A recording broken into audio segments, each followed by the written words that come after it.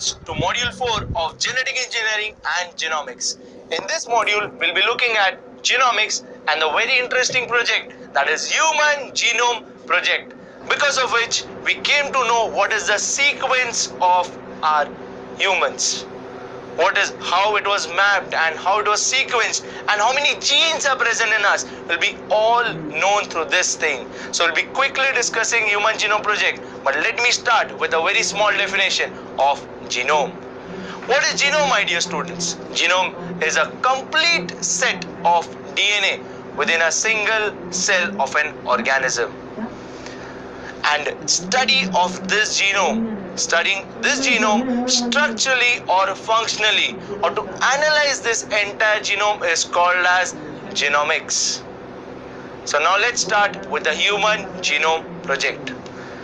Human Genome Project is an international project to determine the entire sequence of human DNA.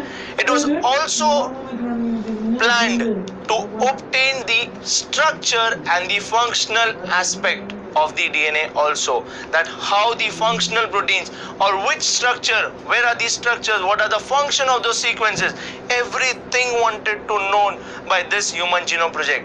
So this project was started in the year 1990 by the US Department of Energy, and other also countries participated, including NIH, that is National Institutes of Health.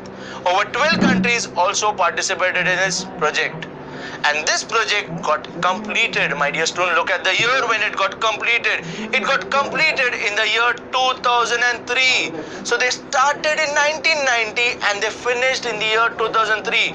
It took so long time to just sequence our DNA or to map the DNA. So let's start. What were their goals? The goal of Human Genome Project was to map an approximate of 3 billion base pair nucleotide sequence of human, and they also estimated that there is an approximate of 80,000 to 1 lakh genes present in our entire 3 billion base pair nucleotide sequence.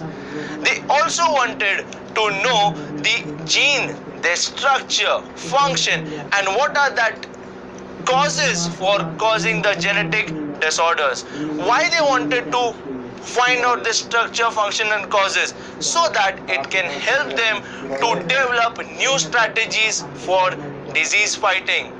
And they also wanted to do the genetic linkage map. The other goal was to obtain the genetic linkage map. What is the genetic linkage map? With this, they got an approximate distance between the genes, so that they can say that this gene, particularly A, is located this much distance from particular gene B. They also obtained physical maps, through which now we got base pairs. This relative base pairs or base physical maps gave us location in base pairs, that how many base pair the gene is located or how long base pair is of that gene. Everything was obtained from this physical maps. So now let's see, after putting this goal, what they actually got out of it when they completed this project. So when they completed this project, they had identified that it is an approximate of 3 billion base pair long, and I just told you that they estimated an approximate of 80,000 to 1 lakh genes. But surprisingly, they just came to that there are just 20,000 to 25,000 genes present in humans. What are the other things what they discovered? They also found out that the DNA is blueprint. What is, my dear students, blueprint? You have seen engineers using blueprint? Yes, you might have seen. The engineers draw a sketch, so that it just give you a layout that how your dream house will look or your dream car will look, how it will work, how it will be functioning. Everything is seen through this blueprint. And similarly, my students, they stated that DNA acts as the blueprint of our life. The DNA present is a blueprint of our life, which tells us that how we'll be developing. Look at the picture. It is showing that how we'll develop. It also says that how I'll look, and it also says that how humans will behave. So this is all what is blueprint, because it contains information of biology and behavior of humans.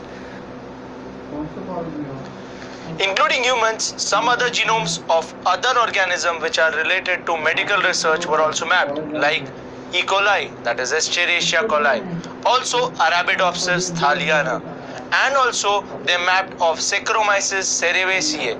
Also they mapped of Drosophila melanogaster. They mapped all the sequences so that it can be used for comparative studies of gene function in this organism. What also they found? They found that we humans also possess same genes. You'll be amazed to see that, my dear students. You'll be having same genes as flies and roundworms and also mice. So here you see that we possess same genes as flies, roundworm and mice. This helps them to study the evolution pattern of humans. They also completed the gene sequencing of 3 bacteria, which that is Mycobacterium genitalium, Haemophilus influenza and Methanococcus janisi. They completed this gene sequencing and mapping of these 3 bacteria with entire mapping of approximate 569 kilobase pairs, Haemophilus influenza having 1830 kilobase pairs, and Methanococcus having 1660 kilobase pairs, out of which the genome of Mycobacterium genitalium was the smallest genome. What more they found out? Do you know, students, which microbes is used over here for preparation of bakery items? Yes, my dear students, you said correct. It's Saccharomyces cerevisiae or yeast, which is also commonly called as baker's yeast. What is there? What they found in yeast? They found that the yeast contains 16 chromosomes and the length of the DNA in them is 12,500 kilobase pairs. And my dear students, one more thing, that recently they also completed sequencing basmati rice in the year 2000.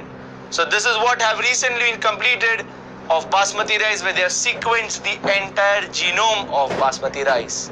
So with this, I complete this module in which we discussed genomics, and we also discussed a very interesting part of Human Genome Project. So in the next module, we'll be discussing certain applications of biotechnology in human health. So with this, thank you, students.